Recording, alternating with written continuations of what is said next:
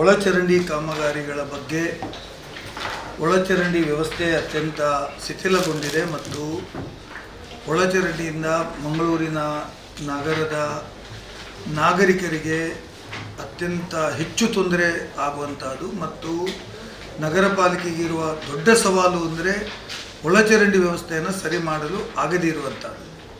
ಬಹಳ ವರ್ಷಗಳ ಹಿಂದೆ 1952ನಿಂದ ಮಂಗಳೂರಿನಲ್ಲಿ ಒಳಚರಂಡಿ ವ್ಯವಸ್ಥೆಯನ್ನು ಸರಿ ಮಾಡಬೇಕು ಅಂತ ಹೇಳುವಂಥದ್ದು ಒಂದು ಕನಸಾಗಿಯೇ ಉಳಿದಿದೆ. ಸುಮಾರು ಮಂಗಳೂರು ನಗರ ಬೆಳೀತಾ ಇದೆ, ವಾರ್ಡುಗಳ ಸಂಖ್ಯೆ ಜಾಸ್ತಿ ಆಯಿತು, ಜನಸಂಖ್ಯೆ ಜಾಸ್ತಿ ಆಯಿತು. ಆದರೆ ಜನರಿಗೆ ಬೇಕಾದಂಥ ಆದ್ಯತೆ ಮೇಲೆ ಕೊಡಬೇಕಾದಂಥ ಮೂಲಭೂತ ಸೌಕರ್ಯ ಅಂದರೆ ಒಳಚರಂಡಿ ವ್ಯವಸ್ಥೆ, ಕುಡಿಯುವ ನೀರು, ಒಳಚರಂಡಿ ವ್ಯವಸ್ಥೆ ಮತ್ತು ದೀಪ, ಎಲೆಕ್ಟ್ರಿಕ್ ಲೈಟ್. ಈ ಮೂರು ವಿಚಾರಗಳಲ್ಲಿ ನಗರ ಪಾಲಿಕೆಯವರು ಹೆಚ್ಚು ಗಮನ ಕೊಟ್ಟಂತೆ ಬಯಸಲಿಲ್ಲ, ನನಗೆ ಕಾಣಲಿಲ್ಲ. ನಗರ ಪಾಲಿಕೆಯಲ್ಲಿ ಇವತ್ತಿನ ದಿನಕ್ಕೂ ಕೂಡ ಎಷ್ಟೋ ನಗರದ ಹೃದಯ ಭಾಗದಲ್ಲಿಯೂ ಒಳಚರಂಡಿ ವ್ಯವಸ್ಥೆಯನ್ನು ಪಿಟ್ಟಿಗಳ ಮೂಲಕನೇ ಮಾಡ್ತಾ ಇದ್ದಾರೆ ಹೊರತು ಅದಕ್ಕೆ ಒಳಚರಂಡಿ ವ್ಯವಸ್ಥೆಯ ಕನೆಕ್ಟಿವಿಟಿಯನ್ನು ಕೊಡಲಿಕ್ಕೆ ಸಾಧ್ಯ ಆಗಲಿಲ್ಲ. ಮೊನ್ನೆ ಬೋಳೂರಿನಲ್ಲಿ ಅಲ್ಲ, ಎಲ್ಲಿ ಅದು ಬೋಳೂರಿನಲ್ಲಿ ನಾವು ಹೋಗಿದ್ದೇವಲ್ಲ, ಬೋಳೂರಿನಲ್ಲಿ ನಾವು ಹೋಗಿತ್ತು. ಅಲ್ಲಿ ಕೂಡ ಈ ದೇವಸ್ಥಾನದ ಬದಿಯಲ್ಲಿ ಸುತ್ತಮುತ್ತಲಿನಲ್ಲಿ ಕೂಡ ಮನೆಗಳಿಗೆ ಇವತ್ತು ಒಳಚರಂಡಿ ವ್ಯವಸ್ಥೆಯನ್ನು ಕಲ್ಪಿಸಲಿಕ್ಕೆ ಸಾಧ್ಯ ಆಗಲಿಲ್ಲ. ಅಂದರೆ ಒಳಚರಂಡಿಯಿಂದ ಎಲ್ಲ ನಗರದ ಬಾವಿಗಳ ನೀರು, ಒಂದೇ ಒಂದು ಬಾವಿಯ ನೀರು ಇವತ್ತು ಕುಡಿಯುವ ಪರಿಸ್ಥಿತಿಯಲ್ಲಿ ಇಲ್ಲ. ಎಲ್ಲ ಕೆರೆಗಳು ಇವತ್ತು ಒಳಚರಂಡಿಯ ನೀರು ನೇರವಾಗಿ ಇದರಲ್ಲಿ ಯಾವುದೇ ಕೆರೆಗಳಲ್ಲಿ ಇವತ್ತು ಅದು ಗುಜ್ಜರಿ ಕೆರೆ ಇರ್ಬೋದು, ಅದು ಮೊಯ್ಲಿ ಕೆರೆ ಇರ್ಬೋದು, ಬೇರೆ ಬೇರೆ ಕಡೆ ಇರ್ಬೋದು, ಒಂದೇ ಒಂದು ಕೆರೆಯ ನೀರು ಕೂಡ ಇವತ್ತು ಶುದ್ಧವಾಗಿ ಬಳಕೆ ಮಾಡಲಿಕ್ಕೆ ಆಗದಂಥ ಪರಿಸ್ಥಿತಿ ಇದೆ. ಅದೇ ರೀತಿ ನಗರದಲ್ಲಿ ಈ ಯಾವುದು ದೊಡ್ಡ ದೊಡ್ಡ ಕಾಲುವೆಗಳು ಇವತ್ತಿದ್ದಾವೆ, ರಾಜ ಕಾಲುವೆಗಳಲ್ಲಿ ನೀರು ಹರಿದು ಹೋಗಬೇಕಾಗಿದ್ದು ಮಳೆಯದ್ದು ಈಗಿನ ಸಂದರ್ಭದಲ್ಲಿ ಈ ಮಳೆಗಾಲದಲ್ಲಿ ಅದು ಎಲ್ಲದರಲ್ಲಿ ಕೂಡ ಒಳಚರಂಡಿ ನೀರೇ ಹರಿದು ಹೋಗ್ತಾ ಇದೆ. ಆ ನೀರು ಮುಟ್ಟಿದರೆ ರೋಗ ಬರತಕ್ಕಂಥ ಪರಿಸ್ಥಿತಿ ಇದೆ. ಹಾಗಾಗಿ ಮತ್ತು ಫ್ಲ್ಯಾಟ್ಗಳು ಭಾಳಷ್ಟು ಡೆವಲಪ್ಮೆಂಟ್ ಆಗಿದೆ, ದೊಡ್ಡ ದೊಡ್ಡ ಫ್ಲ್ಯಾಟ್ಗಳು ಬೆಳೆದಿದ್ದಾವೆ. ಆದರೆ ಜನಸಂಖ್ಯೆ ಜಾಸ್ತಿ ಆಗ್ತಾ ಇದೆ, ಬೇರೆ ಮೂಲಭೂತ ಸೌಕರ್ಯ ಜಾಸ್ತಿ ಆಗ್ತಾ ಇದೆ. ಅದು ಮತ್ತು ನಮ್ಮದು ಸ್ಮಾರ್ಟ್ ಸಿಟಿಯನ್ನು ನಾವು ಮಾಡಲಿಕ್ಕೆ ಹೊರಟಿರ್ತಕ್ಕಂಥದ್ದು. ಈ ಎಲ್ಲದರ ಮಧ್ಯೆ ನಗರ ಪಾಲಿಕೆಯಲ್ಲಿ ಇರುವಂಥ ಸವಾಲು ಅಂದರೆ ಅದು ಒಳಚರಂಡಿಯನ್ನು ಕಲ್ಪಿಸಿಕೊಡ್ತಕ್ಕಂಥ ಒಂದು ದೊಡ್ಡ ಸಮಸ್ಯೆ. ಈ ಹುಡುಕಬೇಕು ಅಂತೇಳಿ ನಾವು ಅನೇಕ ದಿನಗಳಿಂದ ಇದಕ್ಕೆ ಹೋರಾಟವನ್ನು ಮಾಡ್ತಾ ಇತ್ತು. ಅದೇ ರೀತಿ ಮಹಾನಗರ ಪಾಲಿಕೆಯ ಸಭೆಗಳಲ್ಲಿ ಕೂಡ ಇದರ ಬಗ್ಗೆ ದೊಡ್ಡ ಮಟ್ಟದ ಚರ್ಚೆಗಳು ಆಯಿತು. ಇತ್ತೀಚೆಗೆ ಕುಡಿಯುವ ನೀರಿನಲ್ಲಿ ಕೂಡ ಒಳಚರಂಡಿ ನೀರು ಅದಕ್ಕೆ ಸೇರಿಕೊಂಡು ನೀರು ಕೂಡ ಅಸ್ವಸ್ಥಗೊಂಡಿದ್ದಾರೆ ಅಂಥೇಳಿ ಸ್ಥಳೀಯ ಶಾಸಕರೇ ದೊಡ್ಡ ವಿಚಾರವನ್ನಾಗಿ ಮಾಡಿದರು. ಅಲ್ಲಿ ಬಗ್ಗೆ ನಾವೊಂದು ಸಮಗ್ರ ತನಿಖೆ ಮಾಡಿ ಅಂತ ಕಾರ್ಪೊರೇಷನ್ಗೆ ನಾನು ಹೇಳಿದ್ದೆ. ಅದು ಯಾಕಾಗಿ ಆಯಿತು, ಯಾಕೋಸ್ಕರ ಆ ನೀರು ಕಲುಷಿತಗೊಂಡಿತು ಅಂತ ಹೇಳಿದರೆ ನಗರ ಪಾಲಿಕೆಯವರು ಪತ್ರಿಕಾ ಹೇಳಿಕೆಯಲ್ಲಿ ಏನು ಹೇಳ್ತಾರೆ ಅಂದರೆ ಅದರ ಬದಿಯಲ್ಲಿ ಇರುವ ಪೈಪ್ ಏನು ಈ ಕುಡಿಯುವ ನೀರಿನ ಒಟ್ಟಿಗೆ ಇರುವ ಒಳಚರಂಡಿಯ ನೀರಿನ ಪೈಪಿನ ಅದಕ್ಕೆ ಕನೆಕ್ಟ್ ಆಗಿ ಆ ನೀರು ಕಲುಷಿತ ಆಗಿದ್ದು ಸತ್ಯ ಅಂತ ಮಾತನ್ನು ಹೇಳ್ತಾರೆ. ಇದು ಒಂದು ದೊಡ್ಡ ಮಹಾ ಅಪರಾಧವಾಗಿ ಮಾಡಿ ಬಂದಿದೆ. ಎಲ್ಲಿ ನೀರಿನ ಪೈಪ್ ಹೋಗಬೇಕಿತ್ತು ಅದರ ಒಟ್ಟೊಟ್ಟಿಗೆ ಈ ಒಳಚರಂಡಿಯ ಪೈಪ್ ನೀರು ಹೊಡೆದು ಅದಕ್ಕೆ ನೀರಿನ ತಾಗಿ ತೊಂದರೆ ಆಗಿತ್ತು ಅಂತ ಹೇಳ್ತಾರೆ ಮತ್ತು ಇದನ್ನು ಸರಿ ಮಾಡಿದ್ದೇವೆ ಅಂತ ಹೇಳ್ತಾರೆ. ಅದರ ಅರ್ಥ ಎಲ್ಲಿಯೋ ಒಂದು ಕಡೆ ನಾವು ಕುಡಿಯುವ ನೀರಿಗೂ ಈ ಒಳಚರಂಡಿಗೂ ಮಿಕ್ಸ್ ಮಾಡತಕ್ಕಂಥ ಮಟ್ಟಕ್ಕೆ ನಾವು ಬಂದಿದ್ದೇವೆ. ಅಂದರೆ ಇದುವರೆಗೆ ಸಮಗ್ರವಾದಂಥ ಒಂದು ಯೋಜನೆ ಮಂಗಳೂರು ನಗರಕ್ಕೆ ತರುವಲ್ಲಿ ನಮ್ಮ ಹಿಂದಿನ ಶಾಸಕರುಗಳಿರ್ಬೋದು ಅಥವಾ ಮೇಯರ್ ಇರ್ಬೋದು ಅಥವಾ ರಾಜ್ಯ ಸರ್ಕಾರಗಳಿರ್ಬೋದು, ಕೇಂದ್ರ ಸರ್ಕಾರಗಳಿರ್ಬೋದು, ಒಟ್ಟಾರೆಯಾಗಿ ಒಂದು ದೊಡ್ಡ ಮಟ್ಟದ ಯೋಜನೆಯನ್ನು ಜಾರಿಗೆ ತರುವಲ್ಲಿ ಇದುವರೆಗೆ ಸಫಲರಾಗಿರಲಿಲ್ಲ. ಬರೇ ಚಿಕ್ಕ ರಿಪೇರಿಗಳು 40 ಲಕ್ಷ ಕೊಡೋದು, 40 ಕೋಟಿ ಕೊಡೋದು, 50 ಕೋಟಿ ಕೊಡೋದು, ಇದರಿಂದ ಎಲ್ಲ ಯೋಜನೆಗಳಿಗೆ ಕೆಲವು ಕಡೆ ಮಾತ್ರ ಪೈಪ್ಲೈನ್ ಹಾಕೋದು, ಕೆಲವು ಕಡೆ ಅದಕ್ಕೆ ಬೇಕಾದಂಥ ಏನು ಕಟ್ತಾರೆ ಅದನ್ನು ಮ್ಯಾನ್ಯುವಲನ್ನು ಕಟ್ಟುವುದು, ಕೆಲವು ಕಡೆ ಮಾಡ್ತಾರೆ. ಈಗ ಹೊಸ ರಸ್ತೆ ಮಾಡೋದಿದ್ರೆ ಅಲ್ಲಿ ಮ್ಯಾನ್ಯುವಲ್ಗಳು, ಕಾಂಕ್ರೀಟ್ ಮ್ಯಾನ್ಯುವಲ್ಗಳು ಹಾಕ್ತಾರೆ, ಕೆಲವು ಪೈಪ್ಗಳು ಹಾಕ್ತಾರೆ. ಅದಕ್ಕಿಂತ ಮುಂದೆ ಹೋಗೋದಕ್ಕೆ ಏನು ವ್ಯವಹಾರ ಅಂತ ಇಲ್ಲ. ಇಂದಿನ ಈ ಸ್ಟೋನ್ವೇರ್ ಪೈಪ್ಗಳನ್ನು ಹಾಕಿ ಬಹಳಷ್ಟು ಕಡೆಗಳಲ್ಲಿ ಮ್ಯಾನ್ಯುವಲ್ ಮಾತ್ರಗಳನ್ನು ಮಾತ್ರ ಕಟ್ಟಿದ್ದಾರೆ ಕಾಂಕ್ರೀಟು. ಅದರನ್ನು ಅಗೆದು ನೋಡಿದರೆ ಅಲ್ಲಿ ಪೈಪ್ಗಳ ಕನೆಕ್ಟಿವಿಟಿ ಇಲ್ಲವೇ ಇಲ್ಲ. ಹಾಗಾಗಿ ಆ ನೀರು ಏನಾಗ್ತದೆ, ಭೂಮಿಯಲ್ಲಿ ಪರ್ಕ್ಯುಲೇಟ್ ಆಗಿ ಎಲ್ಲ ಬಾವಿಗಳಿಗೆ ಹೋಗಿ ಬಾವಿಯ ನೀರು ಕೂಡ ಕುಡಿಲಿಕ್ಕೆ ಆಗದಂಥ ಪರಿಸ್ಥಿತಿ ಇದೆ. ಮಂಗಳೂರಿನಲ್ಲಿ ಇವತ್ತು 60% ಆಫ್ ದಿ ಪಾಪ್ಯುಲೇಷನ್ ಅಥವಾ ಇಂಡಿವಿಜುವಲ್ ಮನೆ ಇದ್ದವರು ಅವರವರ ಮನೆ ಹತ್ರ ಒಂದು ಬಾವಿ ಇದೆ, ಐದರ್ ಬೋರ್ವೆಲ್ ಇದೆ, ಅವ್ರ ಚಿಕ್ಕ ಓಪನ್ ವೆಲ್ ಇದೆ. ಯಾಕೆಂದರೆ ಮಂಗಳೂರಿನಲ್ಲಿ ನೀರು ಮೇಲ್ಮಟ್ಟಕ್ಕೆ ಇದೆ, ತುಂಬ ಆಳ ಹೋಗಬೇಕಾದ ಪರಿಸ್ಥಿತಿ ಇಲ್ಲ. ಆಗಿರುವಾಗ ಇದೆಲ್ಲವನ್ನು ಬಳಕೆ ಮಾಡಲು ನೀರಿನ ಸಂಪನ್ಮೂಲವನ್ನೇ ಹಾಳು ಮಾಡಿರ್ತಕ್ಕಂಥ ಪರಿಸ್ಥಿತಿಯನ್ನು ನಾವು ಮಂಗಳೂರಿನಲ್ಲಿ ಕಾಣ್ತಾ ಇದ್ದೀವಿ. ಇದಕ್ಕೆ ನಾವು ತಮ್ಗೆ ಗೊತ್ತಿದೆ, ನಾನು ಕಳೆದ ನಗರ ಪಾಲಿಕೆಯಲ್ಲಿ ಈ ವಿಚಾರಗಳು ಬಂದಾಗ ಇದಕ್ಕೆ ಒಂದು ಫ್ಯಾಕ್ಟ್ ಫೈಂಡಿಂಗ್ ಕಮಿಟಿ ಮಾಡಿ ಅಂತ ನಾವು ಹೇಳಿತ್ತು. ನಗರ ಪಾಲಿಕೆಯವರು ಎಲ್ಲವೂ ಸರಿ ಇದೆ ಅಂತ BJP ಆಡಳಿತದ ನಗರ ಪಾಲಿಕೆ, ಅವಾಗ ಯಾರು ಮೇಯರ್ ಇದ್ರು, ಅಲ್ಲ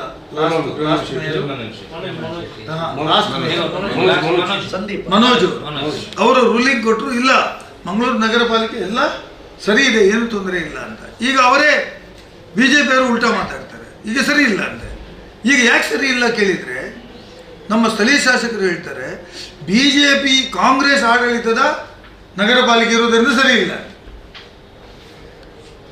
ವೇದವಾಸ್ ಕಾಮತರಿಗೆ ನನ್ನ ಮೂಲಭೂತ ಪ್ರಶ್ನೆ, ನೀವು 6-7 ವರ್ಷಗಳಿಂದ ಶಾಸಕರಿದ್ದೀರಿ, ನೀವು ಎಂದಾದರೂ ಈ ಒಳಚರಂಡಿಯನ್ನು ಸರಿ ಮಾಡಲಿಕ್ಕೆ ಕೇಂದ್ರ ರಾಜ್ಯ ಸರ್ಕಾರವನ್ನು ಸಂಪರ್ಕ ಮಾಡಿ ಒಂದು ಬೃಹತ್ತಾದ ಯೋಜನೆ ತಂದು 60 ವಾರ್ಡ್ಗಳಿಗೂ ಒಳಚರಂಡಿ ವ್ಯವಸ್ಥೆಯನ್ನು ಕನೆಕ್ಟ್ ಮಾಡೋದಕ್ಕೆ ಏನಾದರೂ ಪ್ರಯತ್ನ ಮಾಡಿದ್ದುಂಟ? ನೀವಾಗಲಿ ಬರಸೆಟ್ರಿ ಅಥವಾ MP ಆಗಿ ಈ ಶೋಸ್ ಏನು ಮಾಡಿದ್ದೀರಿ ಹೇಳಿ, ಅದಕ್ಕೋಸ್ಕರ ಏನು ಕೆಲಸ ಮಾಡಿದ್ದೀರಿ ಹೇಳಿ.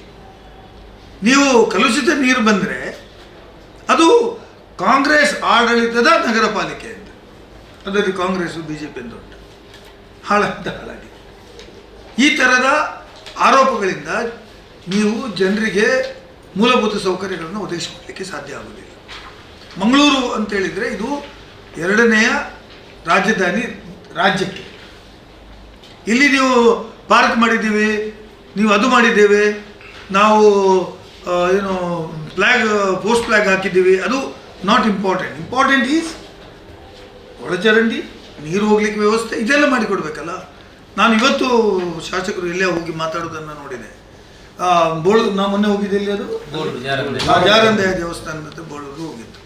ನಾನು ಹೋಗಿ ಅಲ್ಲಿ ಆ ವಿಚಾರವನ್ನು ಎತ್ತಿ ನಿನ್ನೆಷ್ಟೇ ನಾನು ರಾಜ್ಯ ಸರ್ಕಾರದ ನಗರಾಭಿವೃದ್ಧಿ ಸಚಿವರಿಗೆ ಭೇಟಿ ಮಾಡಿ ಯತೀಂದ್ರ ಸಿದ್ದರಾಮಯ್ಯರವರಿಗೆ ಈ ಹೇಳಿರ್ತಕ್ಕಂಥ ನಿಮಗೊಂದು ರಿಪೋರ್ಟ್ ಕೊಟ್ಟಿದ್ದೇನೆ ನಾನು ನಿಮ್ಮ ಕೈಯಲ್ಲಿ. ಮೊನ್ನೆಯಷ್ಟೇ ನೀವು ನೋಡಿದಿರಿ, ರಾಜ್ಯ ಸರ್ಕಾರದ ಸಾರ್ವಜನಿಕ ಉದ್ದಿಮೆಗಳ ಮತ್ತು CAG ರಿಪೋರ್ಟ್ನಲ್ಲಿ ಯಾವುದೆಲ್ಲ ವಿಚಾರಗಳನ್ನು ಸರ್ಕಾರದ ಮುಂದೆ ಅದು ಸಮರ್ಪಕವಾಗಿ ಮಾಡಲಿಲ್ಲ, ಮಾಡಬೇಕಾಗಿತ್ತು, ಆ ಯೋಜನೆ ಮಾಡಿಲ್ಲ ಅಂತ ಹೇಳುವ ಸಮಿತಿಯನ್ನು ಮಂಗಳೂರಿಗೆ ನಾವು ಬಂದಿತ್ತು. ಈ ಸರ್ಕಾರದಲ್ಲಿ ಅವರ ಗಮನಕ್ಕೆ ತಂದಿತ್ತು. ಆ ಫೋಟೋಸ್ಗಳು ಇಲ್ಲಿ ಇದ್ದಾವೆ. ತಂದು ಅವರು ನೋಡಿ ದಿಗ್ಭ್ರಮೆಗೊಂಡರು, ಈ ರೀತಿಯ ವ್ಯವಸ್ಥೆಯೂ ಉಂಟಾ ಅಂತ. ಒಂದು ನದಿ ನೋಡಿದ್ರು, ಎಲ್ಲಿ ಅದು ನದಿಯಲ್ಲಿ ಹೋಗಿದ್ದು ನಾವು, ಕಂಡೇವು ನದಿ ಹೋಗಿದ್ದು, ಪಾವಂಜೆ. ಆ ನದಿಯಲ್ಲಿ ಇನ್ನು 10 ವರ್ಷ ಹೋದರೂ ಅದು ಕೊಳಗದೆಯಲಿಕ್ಕೆ ಆಗಲಿಕ್ಕಿಲ್ಲ, ಅಷ್ಟು ಡ್ಯಾಮೇಜ್ ಆಗಿಬಿಟ್ಟಿದೆ. ಅದೇ ರೀತಿ ಬೇರೆ ನೀರು, ಮೊನ್ನೆ ಇಲ್ಲಿ ಒಂದು ನೀರಿನಲ್ಲಿ ಮೊನ್ನೆ ಇಲ್ಲಿ ಯಾವುದು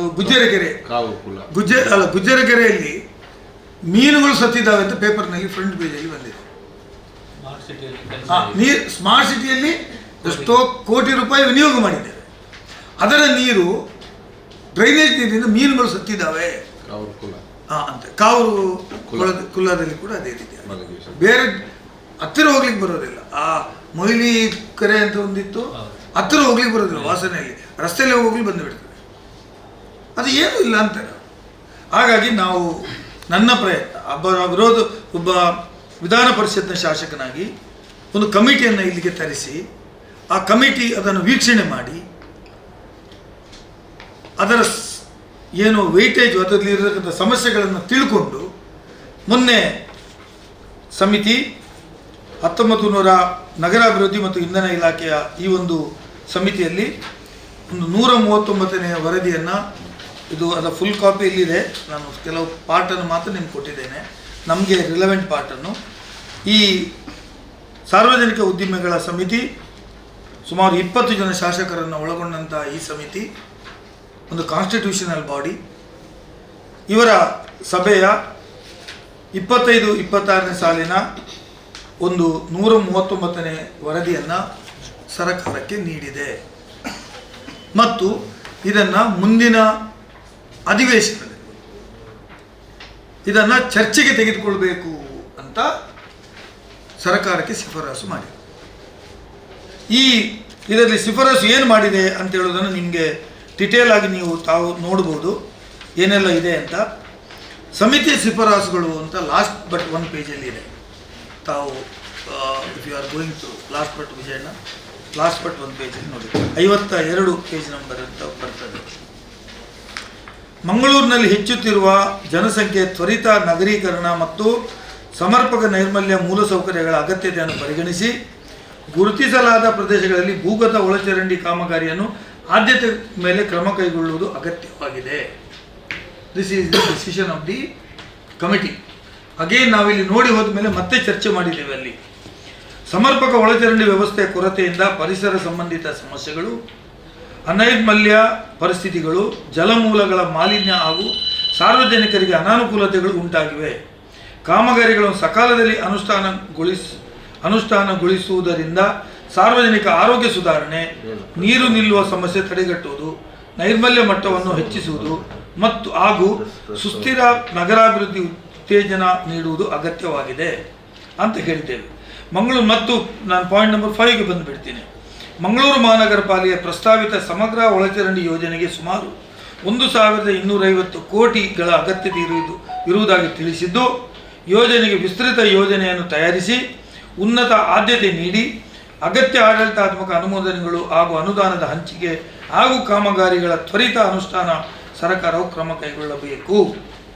ಯೋಜನೆಯು ಪರಿಣಾಮಕಾರಿಯಾಗಿ ಅನುಷ್ಠಾನಗೊಂಡು ಪೂರ್ಣಗೊಂಡು ಸಾರ್ವಜನಿಕ ಶೀಘ್ರವಾಗಿ ಪ್ರಯೋಜನ ದೊರೆಯುವಂತೆ ಕಾಲಮಿತಿಯ ಟೈಮ್ ಬೌಂಡ್ ಕಾರ್ಯಯೋಜನೆಯನ್ನು ಸಿದ್ಧಪಡಿಸಿ ಅನುಷ್ಠಾನಗೊಳಿಸಬೇಕೆಂದು ಸಮಿತಿಯು ಶಿಫಾರಸು ಮಾಡುತ್ತದೆ ಅಂತ ಹೇಳಿದೆ.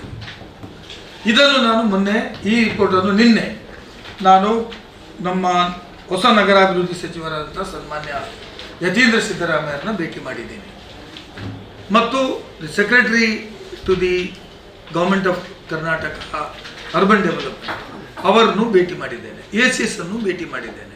ಅವರು ಏನು ಹೇಳಿದ್ದಾರೆ ಅಂದರೆ, ಈ ಕಾಮಗಾರಿಯನ್ನು ನಾವು ತೆಗೆದುಕೊಳ್ಳುವುದಕ್ಕೆ DPR ಅನ್ನು ಕೂಡಲೇ ತಯಾರು ಮಾಡಲಿಕ್ಕೆ ಸರ್ಕಾರಕ್ಕೆ ಸೂಚನೆಯನ್ನು ಕೊಟ್ಟಿದ್ದಾರೆ.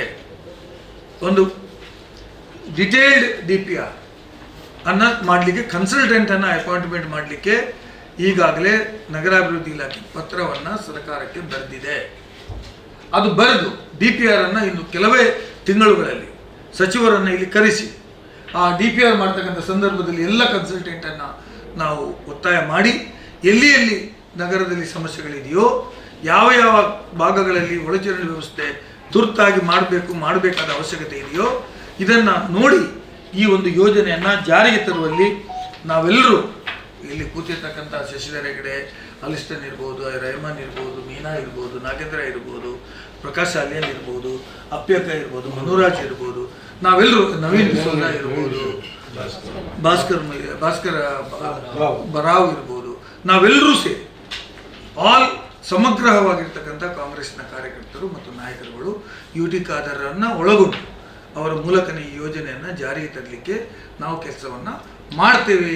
ನಗರದ ಪಾಲಿಕೆಯ ದೊಡ್ಡ ಜವಾಬ್ದಾರಿಯಲ್ಲಿ ನಾವು ಕೂಡ ಸರ್ಕಾರ ಕೂಡ ಭಾಗವಹಿಸ್ತದೆ. ಇದಕ್ಕೆ ಕೇಂದ್ರ ಸರ್ಕಾರದ ಅನುದಾನವು ಬೇಕು. ಇದಕ್ಕೆ ಶಾಸಕರು ಮತ್ತು ಪಾರ್ಲಿಮೆಂಟ್ ಮೆಂಬರು ಸಹಾಯ ಮಾಡಬೇಕು ಈ ಯೋಜನೆಯನ್ನು ಜಾರಿಗೆ ತರಲಿಕ್ಕೆ. ಬರೇ ಕಾಂಗ್ರೆಸ್ BJP ರಾಜಕಾರಣವನ್ನು ಮಾಡುವುದನ್ನು ಬಿಟ್ಟು ಬಿಡಬೇಕು ಅಂತ ಹೇಳುವುದನ್ನು ನಾನು ಅವರ ಗಮನಕ್ಕೆ ತರಲಿಕ್ಕೆ ಬಯಸ್ತಾ ಇದ್ದೇನೆ. ಇದು SIR ಈಗ ಭಾಳ ಸಮಗ್ರವಾಗಿ ಮಾಡಲಿಕ್ಕೆ ನಗರ ಪಾಲಿಕೆಯಲ್ಲಿ ಕ್ರಮ ತೆಗೆದುಕೊಳ್ತಾ ಇದ್ದಾರೆ. ನಗರ ಮತ್ತು ಇಡೀ ಜಿಲ್ಲೆಯಲ್ಲಿ ಇದು ಕಾರ್ಯಕ್ರಮ ನಡೀತಾ ಇದೆ. ಸುಮಾರು 18 ಲಕ್ಷ ಮತದಾರರು ಇಡೀ ಜಿಲ್ಲೆಯಲ್ಲಿ ಇದ್ದಾರೆ. 18 ಲಕ್ಷದಲ್ಲಿ ಸುಮಾರು 2 ಲಕ್ಷದಷ್ಟು ಮತದಾರರು ಇವತ್ತು ಮ್ಯಾಪಿಂಗ್ ಆಗದೇ ಇರುವವರು ಇದ್ದಾರೆ. 18 lakhs ಅಲ್ಲಿ 16 lakhs is already mapped. Total ಮತದಾರರು 18 lakhs, ಮ್ಯಾಪಿಂಗ್ ಆಗದೆ ಬಾಕಿ ಉಳಿದವರು 1,92,284 ಮಂದಿ. ಮ್ಯಾಪಿಂಗ್ ಆಗಲಿಲ್ಲ ಅನ್ನೋ ಮಾತ್ರಕ್ಕೆ ಅವರು ಮತದಾರರ ಕರಡು ಮತದಾರರ ಪಟ್ಟಿಯಿಂದ ಹೊರಗುಳಿಯುವಾಗಿಲ್ಲ. ಜನರು ಬಹಳ ತಪ್ಪು ಅಭಿಪ್ರಾಯವನ್ನು ಹೊಂದಿದ್ದಾರೆ. ನಾನು ಒಂದು ವಾಯ್ಸ್ ಮೆಸೇಜ್ ಬಿಟ್ಟಿದ್ದೆ ವಿಜಯಣ್ಣ, ಅದು 1,80,000 ಒಂದೇ ದಿನದಲ್ಲಿ ಮುಟ್ಟಿದೆ. ನಾನು ನಿಮಗೆ ಕಳಿಸಿಕೊಡ್ತೀನಿ. ಅಂದರೆ ಜನರಿಗೆ ಇನ್ನೂ ತಿಳುವಳಿಕೆಯ ಹೆದರಿಕೆ ಕೊರತೆ ಇದೆ.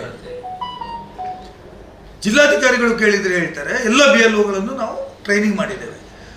80% of the BLOs are even this day they are not performing effectively. ಇದು ನಿಮ್ಮ ಗಮನಕ್ಕೆ ತರಬೇಕು ನೀವು. 80%. ನಾನಿವತ್ತು ನಮ್ಮ ಮಂಗಳೂರಿಗೆ ಸಂಬಂಧಪಟ್ಟವ್ರ ಹತ್ರ ಮಾತಾಡಿದ್ದೇನೆ, ADC ಹತ್ರ ಮಾತಾಡಿದ್ದೇನೆ.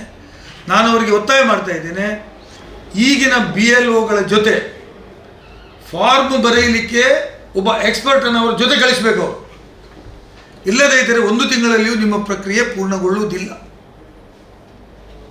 ಜೊತೆಯಲ್ಲಿ ಇವತ್ತು ADC ಅವರು ನನಗೆ ಬೆಳಿಗ್ಗೆ ಮಾತಾಡುವಾಗ ಹೇಳ್ತಾರೆ, ಎನ್ಯುಮರೇಷನ್ ಫಾರ್ಮನ್ನು ನಾವು 100% ಕೊಟ್ಟಿದ್ದೀವಿ ಅಂತ. ಮೊನ್ನೆವರೆಗೆ ಹೇಳ್ತಾ ಇದ್ರು 1,000 ಮತ ಇದ್ದರೆ 500 ಜನರದ್ದು ಬಂದಿದೆ, ಇನ್ನು 500 ಜನ ಬಂದಿಲ್ಲ ಅಂತ. ಇವತ್ತು ನನ್ನ ಹತ್ರ ಬೆಳಿಗ್ಗೆ ಹೇಳ್ತಾರೆ 100% ಮತದಾರರಿಗೆ, ಅಂದರೆ ನಾನು ಹೇಳಿದೆ ಅಲ್ವಾ, 18,04,476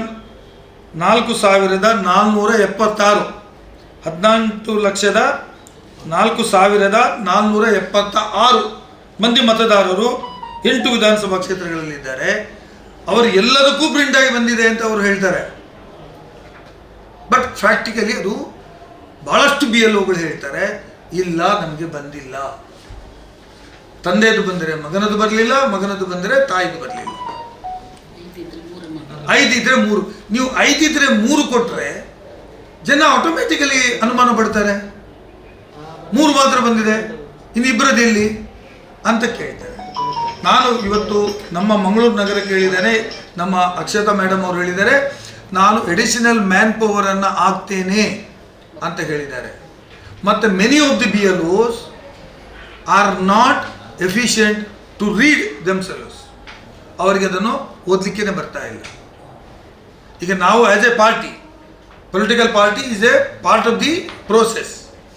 ನಾವು BLA 2ಗಳನ್ನು ನಾವು ಮಾಡಿದ್ದೀವಿ, ನಾವು ಅವರಿಗೆ ಎನ್ಕರೇಜ್ ಮಾಡ್ತೀವಿ, ನಾವು ಫಿಲ್ ಮಾಡಿ ಕೊಡ್ತಕ್ಕಂಥ. ನಾನು ಎಣಿಸಿದ್ದೇನೆ, if the government permits us, ನಾವು ಅವರಿಗೆ ಶಿಬಿರಗಳನ್ನು ಮಾಡಬೇಕಾಗ್ತದೆ ಕೂತ್ಕೊಂಡು ಅಪ್ಲಿಕೇಶನ್ ಫಿಲ್ ಅಪ್ ಮಾಡಲಿಕ್ಕೆ. ಇದು ಸರ್ಕಾರನೇ ಮಾಡಬೇಕು ಅಂತ ಇದೆ, ಅಲ್ಲಲ್ಲಿ ಬೂತ್ಗಳನ್ನು ಮಾಡಬೇಕು ಅಂತ ಇದೆ. ಅವರಿಗೆ ಫಿಲ್ ಮಾಡಲಿಕ್ಕೆ ಗೊತ್ತಾಗೋದಿಲ್ಲ. ಯಾಕಂದರೆ 2002ರ ವೋಟರ್ ಲಿಸ್ಟು ಇಲೆಕ್ಷನ್ ಕಮಿಷನ್ ಅವರು ನಮ್ಮ BLAಗಳಿಗೆ ಕೊಡಲಿಲ್ಲ. ಹಾಗಾಗಿ ಇದರಲ್ಲಿ ನ್ಯಾಚುರಲಿ 2002ರಲ್ಲಿ ನೀವು ವೋಟ್ ಹಾಕಿದರೆ ಅದರ ಡೀಟೇಲ್ ಬರೀರಿ ಅಂತ ಹೇಳ್ತಾರೆ. ಈಗ ನಾನು 2002ಕ್ಕೆ ವೋಟ್ ಹಾಕಿದ್ದೆ ಮಂಗಳೂರಿನಲ್ಲಿ. ನಂದು 142 ಮಂಗಳೂರು ವಿಧಾನಸಭಾ ಕ್ಷೇತ್ರ 142, ಈಗ ಅದು 203 ಆಗಿದೆ. ಮತ್ತು ಸೀರಿಯಲ್ ನಂಬರ್ ಸೋಸು, ಬೂತ್ ನಂಬರು ಮತ್ತು ಪಾರ್ಟ್ ನಂಬರ್ ನಾನು ಬರೀಬೇಕು. ಅದು ಇನ್ಫಾರ್ಮೇಶನ್ ಎಲ್ಲಿಂದ ಸಿಗ್ತದೆ? ಮನೆಯಲ್ಲೇ ಕೂತು ಬರೀಬೇಕು ಅಂತಾದರೆ, ದೇ ಶುಡ್ ಮ್ಯಾಪಿಂಗ್ ಆದರೆ ಅದನ್ನೆಲ್ಲ ಅದರಲ್ಲಿ ಯಾರು ಮ್ಯಾಪ್ ಮಾಡ್ತೀವಿ. ನನ್ನ ಮನೆಯದೇ ಎನ್ಯುಮರೇಷನ್ ಮಾಡುವಾಗ ಅವರೇ ಹೇಳಿದ್ದು, ಇದು ನೀವು ಇಲ್ಲಿ ವೋಟ್ ಮಾಡಿದ್ದೀರಾ, ಇಲ್ಲಿ ವೋಟ್ ಮಾಡಿ ಬರೀರಿ ಅಂತ ನಾನು ಬರೆದು ಕೊಟ್ಟಿದ್ದೇನೆ.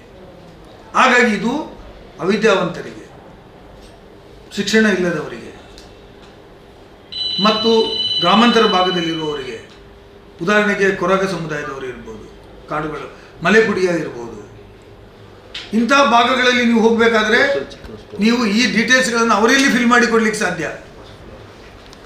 ನಿಮ್ಮ BLOಗಳಿಗೂ ಇದರ ಬಗ್ಗೆ ಜ್ಞಾನ ಇಲ್ಲದೆ ಇದ್ದರೆ 3, 4, 5 ಬಾರಿ ನೀವು ಟ್ರೈನಿಂಗ್ ಮಾಡಿದ್ದೇನೆ ಅಂತ ಹೇಳ್ತೀರಿ. ಇದರಲ್ಲಿ ಇನ್ನೂ ಸಮಸ್ಯೆಗಳಿದ್ದಾವೆ. ಹಾಗಾಗಿ it has to be taken on war foot level. ನೀವು ಇದನ್ನು ಜಾಗರೂಕತೆಯಿಂದ ತೆಗೆದುಕೊಳ್ಬೇಕು, ಇಲ್ಲದಿದ್ದರೆ ಗೊಂದಲಕ್ಕೆ ಇಲ್ಲಿಯ ಕಾರಣ ಆಗತ್ತೆ. ಮತ್ತು ಫೋಟೋಗಳು ಕೆಲವೊಮ್ಮೆ ಕೇಳ್ತಾರೆ. ಈಗ ನನ್ನದು ಕೇಳಿದರು, ನಿಮ್ಮದು ಅವರು ಏನು ಹೇಳ್ತಾರೆ, 80% ಫೋಟೋವನ್ನು ನಾವು ಮೊದಲೇ ಸಂಗ್ರಹ ಮಾಡಿದ್ದೀವಿ, ಎಲ್ಲಿ ಸರಿ ಇಲ್ಲ ಅಲ್ಲಿ. ಇವತ್ತಿನ ದಿನಕ್ಕೂ ನಾವು ಇಲೆಕ್ಷನ್ ಕಮಿಷನ್ ಜೊತೆ ಮಾತಾಡಬೇಕಾದ್ರೆ ಹರಿಪ್ರಸಾದ್ ಅವರು ಇದು ಮಂಗಳೂರಿನಿಂದ ಪೊಲಿಟಿಕಲ್ ಪಾರ್ಟಿ ಜೊತೆ ಮಾತಾಡಿದರು. ಅವ್ರು ಏನು ಹೇಳಿದರು, BLO ಅವರಿಗೆ ಫೋಟೋ ಕ್ಯಾಪ್ಚರ್ ಮಾಡ್ತಕ್ಕಂಥ ಆ್ಯಪನ್ನು ಕೊಟ್ಟಿದ್ದೀವಿ ಇಫ್ ನೆಸೆಸರಿ ಅಂತ ಹೇಳಿದ್ದಾರೆ. ಅದು ಇವತ್ತು ಹೇಳಿದಾಗ ಅದು ಇನ್ನೂ ದಕ್ಷಿಣ ಕನ್ನಡ ಜಿಲ್ಲೆಯಲ್ಲಿ ಇಂಪ್ಲಿಮೆಂಟ್ ಆಗಲಿಲ್ಲ ಅಂತ ರಾಜು ಅವರು ಹೇಳ್ತಾ ಇದ್ದಾರೆ, ಅಡಿಷನಲ್ DC ಅವರು, who is in charge of the elections. ಅದರ ಬಗ್ಗೆ ಕ್ಲಾರಿಟಿ ಕೊಡಬೇಕು ಅಂತ ತಮ್ಮ ಮೂಲಕ ಒತ್ತಾಯ ಮಾಡ್ತೀನಿ. ನೀವು ಫೋಟೋ ತೆಗಿತೀರೋ ಇಲ್ವೋ, ಅದಕ್ಕೇನಾದರೂ ವ್ಯವಸ್ಥೆ ಉಂಟಾ ಇಲ್ಲ. ಈಗ ನೀವು ಎಲ್ಲೇ ಒಂದು ಕಡೆ ಮಳೆ ಬರ್ತಾ ಇದೆ, ಈಗ ನಡೆದುಕೊಂಡು ಹೋಗ್ಲಿಕ್ಕೆ ಆಗೋದಿಲ್ಲ, ಅಂಥ ಪ್ರದೇಶಗಳಿಗೂ ಅವ್ರದ್ದು ಫೋಟೋ ಕೊಡಿ, ಫೋಟೋ ಕೊಡಲಿಲ್ಲ ಅನ್ನೋ ಮಾತ್ರ ನೀವು ಹೊರಗೆ ಹಿಂದೆ ಬಂದುಬಿಟ್ರೆ ಅವನ ಫೋಟೋ ಕ್ಲಾರಿಟಿ ಇಲ್ಲ. ಕ್ಲಾರಿಟಿ ಇದ್ದವರು ಕೊಡಬೇಕಾಗಿಲ್ಲ, ನಾನು ಕೊಡಲಿಲ್ಲ, ನನ್ನ ಫೋಟೋ ಸರಿ ಬರಲಿಲ್ಲ, ಇಲ್ಲ ಎಂಚೆಲೆ ಉಪ್ಪಾಡು ಹೇಳಿದೆ ನಾನು, ಯಾನ ಇವನು ನಿಂಗೆ ಗೊತ್ತುಂಡು ಅಂತ ಹೇಳಿದೆ. ಬಟ್ ಇಲ್ಲದವ್ರದ್ದು ಏನು ಮಾಡ್ತೀರಿ? ಸೊ ಇದರ ಬಗ್ಗೆ ನೀವು ಮಾಡಬೇಕು. ಮತ್ತು DC ನಾನು ನಮ್ಮ ಜಿಲ್ಲೆಗೆ ಸಂಬಂಧಪಟ್ಟ ಹಾಗೆ, ನಗರಕ್ಕೆ ಸಂಬಂಧಪಟ್ಟ ಹಾಗೆ ನನಗೆ ನವೀನ್ ಡಿಸೋದ ಒಮ್ಮೆ ಫೋನ್ ಮಾಡಿದ್ರು. ನಮ್ಮಲ್ಲೆಲ್ಲ ಆಂಗ್ಲ ಭಾಷೆಯಲ್ಲಿ ಜಾಸ್ತಿ ಇದ್ದಾರೆ, ಇಂಗ್ಲೀಷ್ನಲ್ಲಿ ಫಾರ್ಮೆಟ್ ಕೊಡಿಸಿ ಅಂತ. ಕೆಲವು ಭಾಗಗಳಲ್ಲಿ ಇಂಗ್ಲೀಷಲ್ಲಿ ಕೊಡಬೇಕಾದ ಅನಿವಾರ್ಯತೆ ಇದೆ. ಅವ್ರಿಗೆ ಕನ್ನಡ ಕೆಲವರಿಗೆ ಸರಿಯಾಗಿ ಓದಲಿಕ್ಕೆ ಬರ್ತದೋ ಬರೋದಿಲ್ವೋ ಏನೋ ಇರ್ಬೋದು, ಅವರ ಟೆಕ್ನಿಕಲ್ ಪ್ರಾಬ್ಲಮ್ ಇರ್ಬೋದು. ಅಂದರೆ they have to fill the forms. ಆಗಿರುವಾಗ ಅದು ತಪ್ಪುಗಳಾಗಬಾರ್ದು, ಕರೆಕ್ಟ್ ಇರಬೇಕು. What is the information you asked for, ಅದನ್ನು ಕೊಡಲಿಕ್ಕೆ ನಾನು ಈಗಾಗಲೇ DC ಹೇಳಿದ್ದೇನೆ. ಪ್ರಿಂಟ್ ಆಗಿದೆ ಅಂತ ಹೇಳಿದರು, ಕೆಲವು ಕಡೆ ಕೊಡ್ತಕ್ಕಂಥ ವ್ಯವಸ್ಥೆಗಳು ಆಗಿದ್ದಾವೆ ಅಂತ ಕೂಡ ಹೇಳಿದ್ದಾರೆ. ಬೌದ್ಧ ಲ್ಯಾಂಗ್ವೇಜ್ ಕೊಡಬೇಕು ಅಂತ ಇರುವಂಥ. ಹಾಗಾಗಿ SIR ಅನ್ನು ಇಫೆಕ್ಟಿವ್ ಆಗಿ ಮಾಡಲಿಕ್ಕೆ ಕೆಲಸಗಳನ್ನು ಮಾಡಬೇಕಾಗ್ತದೆ. ಮತ್ತು ಸರ್ಕಾರದ ಇದುವರೆಗೆ ಏನು ಆಮೆ ನಡಿಗೆ ಇದೆ, ಇದು ಇನ್ನೂ ಕೊಡಬೇಕಾದ್ರೆ ಗಿಲ್ಲೆಯಲ್ಲಿ ಕೂತ್ಕೊಂಡು ಮಾಡೋದಲ್ಲ, ಮನೆ ಮನೆಗೆ ಹೋಗಬೇಕು. ಎನ್ಯುಮರೇಷನ್ ಅಂತ ಹೇಳೋದನ್ನು ಬಿಟ್ಟು ಯಾರ ಹತ್ರ ಕೊಟ್ಟು ನೀವು ಅವ್ರಿಗೆ ಕೊಂಡೋಗಿ ಕೊಡಿ, ಇವ್ರಿಗೆ ಕೊಂಡೋಗಿ ಕೊಡಿ ಅಂತ ಹೇಳುವುದನ್ನು, ಅದು ಕೂಡ ದೂರುಗಳಿದ್ದಾವೆ, ಅದನ್ನು ಕೂಡ ಸರಿ ಮಾಡಬೇಕು. ಪ್ರತಿಯೊಬ್ಬ BLO ಮನೆಗೆ ಭೇಟಿ ನೀಡಿ ಅವರಿಗೆ ಮಾಹಿತಿ ಕೊಡಬೇಕು. ಮತ್ತು ಕೆಲವು ಕಡೆ ಇವತ್ತೇ ಹಿಂದೆ ಕೊಡಬೇಕು ಅಂತ BLOಗಳಿಗೆ ಇನ್ನೇ ಕೊಡಲಿಲ್ಲ, ನಾನು ಕೂಡ ಬರ್ಪೂಜೆ ಅಂಕಲು ಅಂತ. ಮಾಹಿತಿ ಇಲ್ಲದವರು ಹೇಗೆ ಕೊಡ್ತಾರೆ? ಮಾಹಿತಿ ಇಲ್ಲದೇ ಇದ್ದವರು ಈಗಲೇ ಬರೆದು ಕೊಡಿ ಅಂದರೆ ಹೇಗೆ ಕೊಡ್ತಾರೆ? ಹಾಗಾಗಿ 3 ಬಾರಿ ಹೋಗತಕ್ಕಂಥ ಕೂಡ ಕಡ್ಡಾಯವಾಗಿ ಮಾಡಬೇಕಂತ ಹೇಳುವಂಥದ್ದು ನಾವು ಆ್ಯಸ್ ಎ ಕಾಂಗ್ರೆಸ್ ಪಾರ್ಟಿ ನಾನು ಹೇಳ್ತಾ ಇರುವಂಥದ್ದು. ಶಾಸಕನಾಗಿ ನಮ್ಮ ಬ್ಲಾಕ್ ಅಧ್ಯಕ್ಷರು ಇಲ್ಲಿದ್ದಾರೆ, ನಮ್ಮ ಹಿರಿಯ ಕಾರ್ಪೊರೇಟರ್ಗಳು, ನಾವು full support we are giving for the government to implement SIR. ಮತ್ತು ಕೆಲವರು ಒತ್ತಡದಿಂದ ಡಿಲಿಷನ್ ಮಾಡಬೇಡಿ, ಅವ್ರನ್ನ ಸೇರಿಸಿ ಇಲ್ಲಿ ಅಂತ ಹೇಳುವುದಕ್ಕೆ ಮಣಿಲಿಕ್ಕೆ ಕೂರ್ದು ಅಂತ ನಾನು ಎಲೆಕ್ಷನ್ ಕಮಿಷನ್ಗೆ ಹೇಳಲಿಕ್ಕೆ ಬಯಸ್ತೇನೆ. ಎಲ್ಲ BLOಗಳು ಅದಕ್ಕೆಲ್ಲ ಆಸ್ಪದ ಕೊಡಬೇಡಿ ಅಂತ ನಾನು ಹೇಳಲಿಕ್ಕೆ ಬಯಸ್ತೇನೆ. ಇದೆಲ್ಲ BLA ಬಂದರೆ ಅವರೊಟ್ಟಿಗೆ ಬಂದರೆ ಆಗ್ತದೆ, BLA ಬರ್ತಾ ಇಲ್ಲಲ್ಲ ಅವರೊಟ್ಟಿಗೆ. ಬೈಯಡ 5 ಗಂಟೆ ಹೋಗ್ಬನೇ ಇದೇ ಬರ್ತಾನೆ ಅಂತ ಕೆಲವು ಕಡೆ ಅದು ಗೊಂದಲ ಇದೆ. ಬಂದ್ರೆ ನೀವು ರಾಜಕೀಯದವರು ಯಾಕೆ ಬರ್ತೀರ ಅಂತ ಕೇಳುವವರು ಅದಲ್ಲ, ಅವ್ರಿಗೆ ಗೊತ್ತಿರುವುದಿಲ್ಲ. BLAಗಳಿಗೆ ನಾವು ನಮ್ಮ BLAಗಳಿಗೆ ನಾನು ಏನು ಮಾಡಿದ್ದೇವೆ ಅಂದರೆ, ತಮ್ಮ ಪತ್ರಿಕೆಯಲ್ಲಿ ನಾವು ಐಡೆಂಟಿ ಕಾರ್ಡ್ ಇಶ್ಯೂ ಮಾಡಿದ್ದೇವೆ ಅಲ್ವಾ? ಐಡೆಂಟಿ ಕಾರ್ಡ್ ಮತ್ತು ಏನು ಎಲೆಕ್ಷನ್ ಕಮಿಷನ್ ಹತ್ರ ಲಿಸ್ಟ್ ಇದೆಯೋ ಆ ಪ್ರಕಾರನೇ ID ಕಾರ್ಡ್ ಕೊಟ್ಟಿದ್ದೀವಿ, ನಾಟ್ ಎನಿಥಿಂಗ್ ಎಲ್ಸ್. ಅವರು ಅಪ್ರೂವ್ಡ್ ಲಿಸ್ಟನ್ನು ಮಾಡಿ ನಾನೇ ಸ್ವತಃ ID, ಯಾಕೆಂದರೆ ಮನೆಗೆ ಹೋಗೋ ಈ ಪ್ರಶ್ನೆ ಬರಬಹುದು ಅಂತ ನನಗೆ ಗೊತ್ತಿತ್ತು, ಕೊಟ್ಟಿದ್ದೇವೆ. ಹಾಗಾಗಿ ಈ ಪ್ರೋಸೆಸ್ಸಲ್ಲಿ ನಾವು ಸಕ್ರಿಯವಾಗಿ ಭಾಗವಹಿಸ್ತೀವಿ ಅಂತ ಹೇಳಲಿಕ್ಕೆ. ಮತ್ತು ಇದರಲ್ಲಿರುವಂಥ ನಾನು ಹೇಳಿದೆಲ್ಲ 1,92,284 ಮಂದಿ ಮ್ಯಾಪಿಂಗ್ ಆಗಲಿಲ್ಲ. They are also eligible to enroll as a voters. 1,92,000 ಈ ಜಿಲ್ಲೆಯಲ್ಲಿ ಯಾರು ಮ್ಯಾಪಿಂಗ್ ಆಗಲಿಲ್ಲ ಅವರಿಗೆ ಕೂಡ ಎನಮರೇಷನ್ ಫಾರ್ಮನ್ನು ಕೊಡಬೇಕು ಮತ್ತು ಅವ್ರು ಫಿಲ್ ಮಾಡಿ ಕೊಡಬೇಕು. ವೋಟರ್ಲಿ ಹೆಸರಿದೆ, ಮ್ಯಾಪಿಂಗ್ ಆಗಲಿಲ್ಲ, ಅಷ್ಟು ಬಿಟ್ಟರೆ. ಮತ್ತು ಕೆಲವು ಮನೆಗೆ ಹೋದಾಗ ಈ form number 6 better BLO can take the form number 6 ಹೊಸಬರನ್ನ ಸೇರಿಸಲಿಕ್ಕೆ. ಅದು ನಮ್ಗೆ ಗೊತ್ತಿಲ್ಲ, ನೀವು ಮತ್ತೆ ಮಾಡಿ, ನಾಡ್ದು ಮಾಡಿ, ನಾಳೆ ಮಾಡಿ ಅಂತ ಹೇಳ್ತಾರೆ. ಸರ್ಕಾರಕ್ಕೆ ಒಟ್ಟಿಗೆ ಅರ್ಹ ಮತದಾರರನ್ನು ತರಬೇಕಂತ ಹೇಳೋ ಉದ್ದೇಶ ಇರೋದು. DC should steps can be taken to send the application form along with them, or ಅವರ ಮೊಬೈಲ್ನಲ್ಲಿ ಆ್ಯಪ್ ಇದ್ದರೆ ಅಲ್ಲಿ ಎನ್ರೋಲ್ ಮಾಡ್ತಕ್ಕಂಥದ್ದು. ಡೆತ್ತು ಮತ್ತು ಲೆಫ್ಟ್ ಪ್ಲೇಸಸ್ಸು ಅಂಥದ್ದೆಲ್ಲ ಡಿಲೀಟ್ ಮಾಡಲಿ. ನನ್ನ ಮನೆಯಲ್ಲಿ ನನ್ನ ಹೆಂಡತಿಯ ತಂದೆ ತಾಯಿ ತೀರಿ ಹೋಗಿದ್ರು ನಮ್ಮ ಮನೆಯಿಂದಲೇ ಇದ್ದಾಗ, ಅವರದ್ದು ನಾನು ಡೆತ್ ಸರ್ಟಿಫಿಕೇಟ್ ಕೊಟ್ಟೆ, ಅವ್ರು ಇಮಿಡಿಯೇಟ್ ಡಿಲೀಟ್ ಮಾಡಿದ್ರಲ್ಲ. ಅಂಥ ದಾಖಲೆ ತಗೊಂಡು ಅಲ್ಲಿಯೇ ಮಾಡ್ತಕ್ಕಂಥದ್ದು ಮಾಡಿದರೆ ಸಮರ್ಪಕವಾದ ವೋಟರ್ ಲಿಸ್ಟನ್ನು ತಯಾರು ಮಾಡಲಿಕ್ಕೆ ಆಗ್ತದೆ ಅಂತ ಹೇಳೋದನ್ನು ನಾನು ಹೇಳಲಿಕ್ಕೆ ಬಯಸ್ತೇನೆ. ನಾನು ಹೇಳೋದು ಎಫಿಷಿಯನ್ಸಿ ಆಫ್ ದಿ ಎಂಪ್ಲಾಯೀಸ್, ಅದು ಯಾವುದೇ ಸರ್ಕಾರ, ಇದು ಎಲೆಕ್ಷನ್ ಕಮಿಷನ್ ಆಫ್ ಇಂಡಿಯಾ ಮಾಡಬೇಕಾದಂಥ ಕರ್ತವ್ಯ. ರಾಜ್ಯ ಸರ್ಕಾರ ಅಧಿಕಾರಿಗಳನ್ನು ಮಾತ್ರ ಕೊಡುವಂಥದ್ದು. ಇದು ಒಂದು ಚುನಾವಣಾ ಆಯೋಗದ ಅಂಡರಲ್ಲಿ ಸರ್ಕಾರದ ನೇರವಾದಂಥ ಹಸ್ತಕ್ಷೇಪ ಇದರಲ್ಲಿ ಇರುವುದಿಲ್ಲ. ಇಟ್ಸ್ ಅಟಾನಮಸ್ ಬಾಡಿ ಮಾಡ್ತಕ್ಕಂಥದ್ದು. ನಮ್ಮ ಅಧಿಕಾರಿಗಳು ಕೂಡ ಒಳ್ಳೆಯ ಅಧಿಕಾರಿಗಳನ್ನು ಕೊಡಬೇಕು ಅಂತ. ಆಮೇಲೆ ನಡಿಗೆ ಅಂತ ಸ್ವಲ್ಪ ಅವ್ರದ್ದು ವೇಗ ಕಡಿಮೆ ಇದೆ ಅಂತ ಆ್ಯಸ್ ಆಫ್ ಟುಡೇ, ಇವತ್ತು ನಾವು 5 ದಿನ ಆಯ್ತಲ್ಲ, 6ನೇ ದಿನದಲ್ಲಿ ಇದ್ದೇವೆ, 30 ತಾರೀಕಿಗೆ ಪ್ರಾರಂಭವಾಗಿದೆ. ಅವರ ವೇಗ ಕಡಿಮೆ ಇದೆ ಅಂತ ನಾನು ಹೇಳೋದು. ಅದಕ್ಕೆ ಅವರ ಪ್ರಿಂಟ್ ಮಾಡಿ ಬರದೇ ಇರುವಂಥ ಕಾರಣಗಳು ಹೇಳ್ತಾರೆ. ನಮ್ಮ ಜಿಲ್ಲೆಗಳಲ್ಲಿ ಸ್ವಲ್ಪ ಮಳೆ ಇದ್ದದ್ದು ಇರ್ಬೋದು, ಬಟ್ ಈ ವೇಗವನ್ನು ಇನ್ನು ಹೆಚ್ಚಿಸದೇ ಇದ್ದರೆ you cannot reach the each and every voters house 3 times in the process ಅಂತ ಇದೆ. ಹಾಗಾಗಿ ನಾನು ಅದನ್ನು ಹೇಳಲಿಕ್ಕೆ ಬಯಸ್ತೇನೆ. ಮತ್ತು ತುಂಬ ಕೆಲಸ ಇದೆ, ಡಿಸಿಷನ್ ಇದೆ, ಸೇರ್ಪಡೆ ಇದೆ, ಗುಡ್ಡ ಪ್ರದೇಶಗಳಲ್ಲಿ ಹೋಗಬೇಕು. ವಿಜಯಕೋಟೆನವರ ಏರಿಯಾಕ್ಕೆ ಹೋದರೆ ಗೊತ್ತಾಗ್ತದೆ ಗುಡ್ಡ ಹೇಗಿರ್ತದೆ ಅಂತ.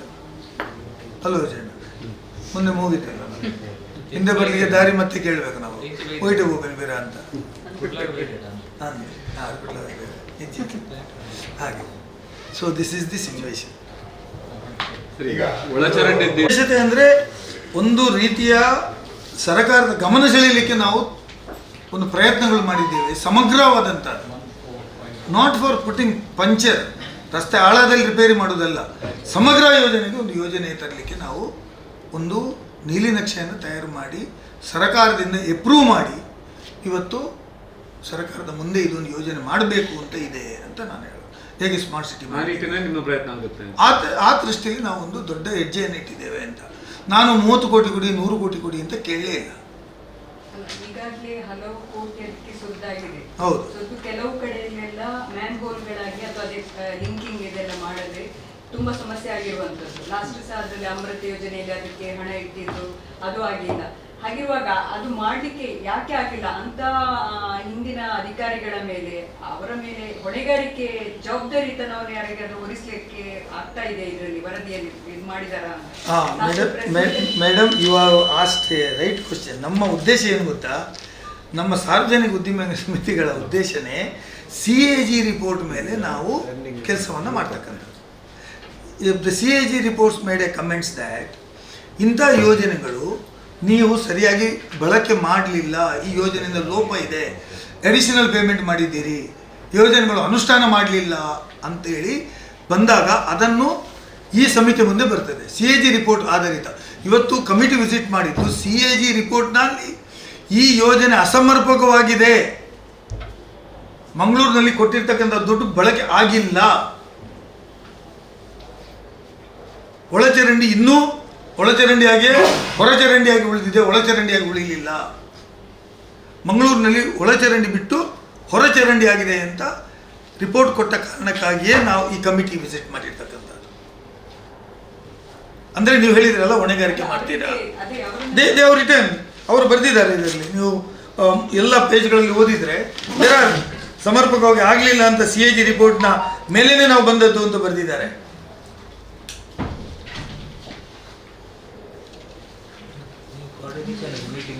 ಹೌದು, ಮಾಡಿದ್ದೇವೆ. ಇದರಲ್ಲಿ ಅದು ಇದೆ ಮೇಡಮ್, ನೀವು ಓದಿದರೆ ನಿಮ್ಗೆ ಗೊತ್ತಾಗುತ್ತೆ ಯಾಕಾಗಿ ನಾವು ಬಂದಿದ್ದೇವೆ. ಹಾಂ,